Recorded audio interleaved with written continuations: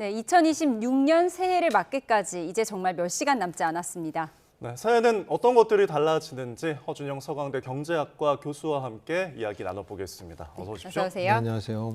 네, 새해 달력 받으면 제일 먼저 체크하는 게 빨간 날 며칠 있나 이거잖아요. 우리 PD가 확인해 보니까 118일이라고 하더라고요. 그게 이제 118일이면 올해 며칠이었지가 궁금하잖아요. 네. 올해가 119일이었습니다. 그래서 하루 정리. 하루가 줄고요. 그다음에 가장 중요한 게 어떻게 보면 설날이랑 추석이잖아요. 올해는 설날이 화요일, 추석이 금요일이어서 설날 휴일은 5일, 그리고 추석 휴일은 4일로 약간 짧습니다. 좀 아쉬울 수 있으실 것 같고요. 아무래도 대체 공휴일 적용되는 날 궁금하실 것 같은데 예. 3.1절, 부처님 오신 날, 광복절, 개천절 이렇게는 3일 휴식하실 수 있으실 것 같습니다. 예. 자, 새해 가장 많이 궁금하실 것 같은 게 바로 돈 이야기일 것 같습니다. 최저임금 10,000원 시대가 이제 본격 시작되는 거죠? 네, 올해 최저임금이 1030원이었었어요. 예. 근데 이제 10,000원을 거의 턱걸이로 넘었다가 내년부터는 최저임금이 이제 1,320원으로 본격적인 10,000원대로 올라간다고 생각하시면 될 것 같고요. 네. 이 올해 기준으로 한 2.9% 정도 인상되는 거고, 이 월 환산액으로 한 40시간 최저임금 받고 일하신다고 생각하시면 월 환산액으로는 한 215만 5,800원 정도 되는 금액입니다.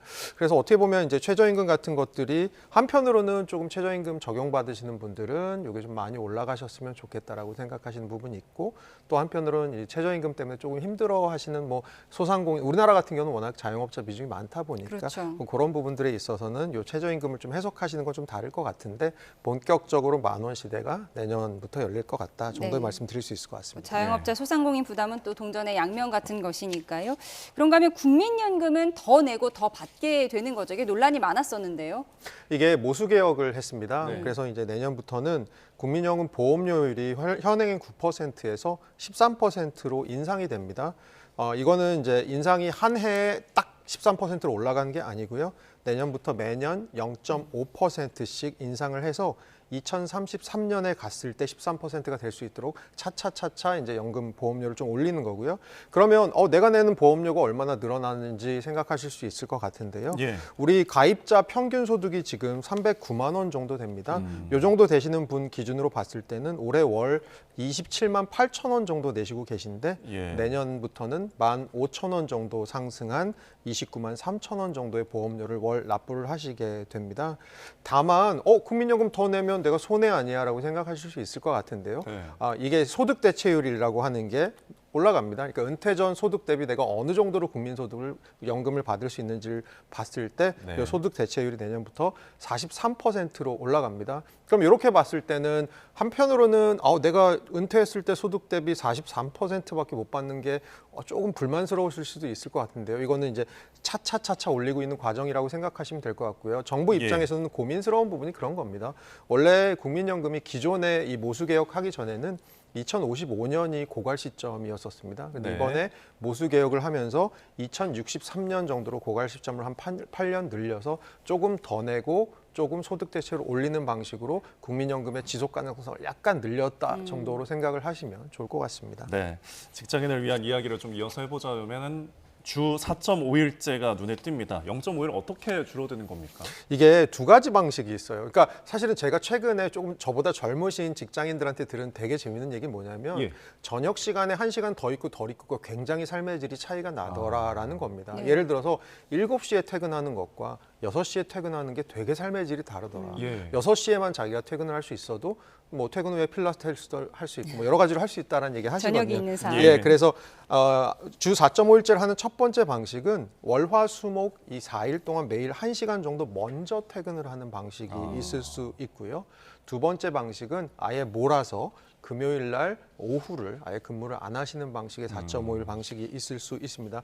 이렇게 하는 기본적인 저희 생각은, 정부의 생각은 지금 우리나라 근로시간이 OECD 평균 대비에도 너무 많고 네. 이것들이 근로의욕 저하나 이직 그리고 근로의욕 감소 이런 것들로 이어지고 있기 때문에 오히려 근로시간을 조금 줄이는 것이 좀 어떻게 보면 오히려 조금 더 회사를 안정적으로 다니면서 본인을 위해서 투자할 수 있는 이런 방식이 아닐까라는 생각이 아마 깔려 있는 것 같습니다. 네, 예. 주 4.5일제 뭐 이렇게 좋은 점만 들으면 좋은데 이게 대기업 공무원들은 적용이 가능하다 하더라도 좀 중소기업이나 영세업체들 같은 경우에는 그림의 떡일 수도 있는 거잖아요. 네, 최근에 사실 그런 얘기들 많이 나옵니다. 사실 대기업 같은 경우는 할 수 있는데 네. 아무래도 인력이나 예산이 부족한 중소기업이라던가 아니면 교대를 근무하는 그런 사업장들 있잖아요. 네. 이런 네. 사업장들에서는 이런 것들 적용하기 좀 더 현실적으로 힘든 거 아니냐. 그럼 결국은 좋아지는 직장에 있는 사람들은 더 좋아지고 안 좋아지는 직장에 있는 사람들은 더 안 좋아지는 게 아니냐. 양극화가 되는 것이 아니냐라는 문제들이 있어서요.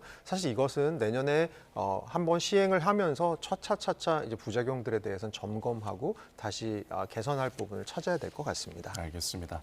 자, 올해 그리고 부동산 가격도 오르고 주거 부담에 대한 부담이 굉장히 올랐습니다. 월세 세액공제 확대 이거는 뭔가요? 이게 뭐냐면 무주택을 가지신 분들이 예를 들어 부부가 다른 동네에서 직장을 다니면 왜 주말 부부 하실 수 있잖아요. 예. 그럼 기존에는 특정 조건을 만족하면 월세를 내는 것에 대해서 두 분 중에 한 분만 세액공제를 받으실 수 있었거든요. 이제는 요거에 대해서 세액공제를 두 분 다 받으실 수 있도록 해준다. 그래서 뭐 한 분은 서울에 계시고 한 분은 천안에 계시면 네. 이 기존에는 한 분만 받을 수 있었는데 이걸 두 분으로 늘린다. 그리고 또 하나는 자녀분들이 있으면 자녀분들이 예. 이제 다자녀인 경우에는 기존에는 이게 85제곱미터로 딱 묶여 있었거든요. 도시 네. 기준으로. 근데 요거를 평형 기준을 없애서 좀 더 넓은 평수에서 자녀들이랑 사시더라도 세액공제를 받으실 수 있는 좀 한도를 늘려준다라는 그런 의미로 생각하시면 좋을 것 같습니다. 예, 예. 다자녀인 경우에 월세 세액공제가 더 크다 이 말씀 해주셨는데 자녀가 많으면 다른 세제 혜택도 늘어나는 거죠. 그 자녀가 많을 경우에는 뭐 지금 말씀드린 세제 혜택뿐만이 아니고 예. 내년부터는 뭐 그 보육수당이라든가 이런 데 있어서 비과세 한도 같은 거 아무래도 자녀가 한 분 늘 때마다 네. 교육비 같은 것도 많이 들게 그렇죠. 마련인데요. 그래서 보육수당의 비과세 한도라든가 아니면 신용카드의 소득공제 같은 항목들도 내년부터는 좀 자녀 수에 따라서 늘어나는 부분 요거 꼭 확인하셔서 내년에 연말정산 받으시거나 하실 때 꼭 챙기셨으면 좋겠습니다. 알겠습니다.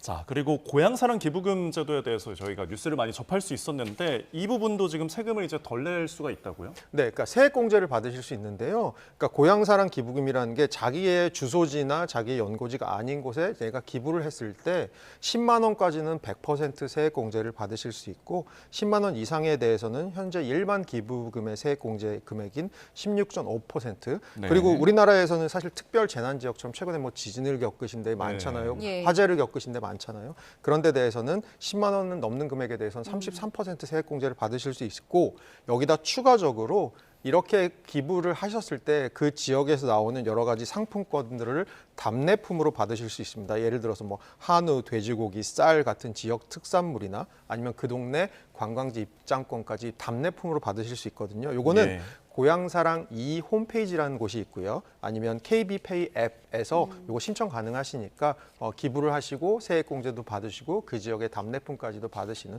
그런 좋은 일 하시고 또 혜택도 누리시는 거 좋을 것 같습니다. 네. 예, 세액공제 말씀해 주셨는데 전 이게 아직도 헷갈려서요. 세액공제, 소득공제 이 차이가 어떻게 되는 거죠? 그 앵커께서 그 마트에 가셔서 물건을 10개 사셨는데 그 세액공제는 뭐냐면 10개 중에 내가 8개만 세금 매길게라고 하는 게 세액공제 같은 예. 개념입니다. 소득공제의 개념입니다. 예. 그리고 세액공제는 내가 세금이 여기에 대해서 10개에 대해서 30%가 나오는데 그걸 한 15%로 깎아줄게라는 게 세액공제의 개념입니다. 저희가 소득이 늘어나면 늘어날수록 세금이 똑같이 늘어나는 게 아니고 세금이 더 빨리 늘어나지 그렇죠. 않습니까? 예. 그러면 소득 구간을 조금 낮춤으로써 세액을 많이 아낄 수 있는 게 있거든요. 그래서 소득을 잡히는 부분을 좀 줄여주는 것이 소득공제라고 생각을 하시면 될 것 같고 네. 세액이 나온 것에 대해서 그거를 조금 할인해 주시는 것을 세액공제라고 생각하시면 될 것 같고요. 특히 소득이 조금 많으신 분들은 세액공제보다는 소득공제를 좀 본격적으로 노려보시는 게 좋은 그런 전략 같습니다. 네, 연말정산에 관련 팁이었고요. 자, 새해에도 바뀌는 것 중 하나가 교통비와 관련해서인데 대중교통이 조금 도움이 된다고요? 예, 제가 지금 기후사랑 그 카드를 쓰고 있는데 여기도 예. 그것 타고 이제 왔는데요. 아, 네. 예. 내년부터는 요거가 어떻게 보면 이건 서울에서만 쓸 수 있는 거잖아요. 이게 전국으로 확대된다고 생각하시면 될 것 같습니다. 그래서 모두의 카드라는 대중교통 정액 패스가 나오는데요. 이건 뭐냐면 기후사랑 동행 카드 같은 경우 서울 시청자분들은 아시겠지만 예. 62,000원을 내고 구매하시면 62,000원 이상을 써도 그냥 62,000원으로 쓰실 수 있는 네. 건데 정부에서 새로 나오는 모두의 카드는 뭐냐면 62,000원 이상 쓰시면 우선은 내시고 62,000원보다 초과하는 금액에 대해서는 나중에 환급 받으실 수 있는 그런 시스템이라고 생각하시면 되고요. 요거는 좋은 점이 예. 거주 지역에 따라서 수도권이냐 지방이냐 아니면 특별 지원 지역이냐에 따라서 아니면 일반 청년 어르신 같은 이용자 유형 그리고 자녀가 다자녀이냐에 따라서 이게 요금이 다 다릅니다. 그래서 네. 혜택까지도 추가적으로 누리실 수 있는 부분이 있습니다. 아무래도 국민의 이동권 보장 있습니다. 알겠습니다. 새해 여러 가지 바뀌는 정책들 지금까지 허준영 서강대 교수와 함께 이야기 나눠봤습니다. 고맙습니다. 고맙습니다.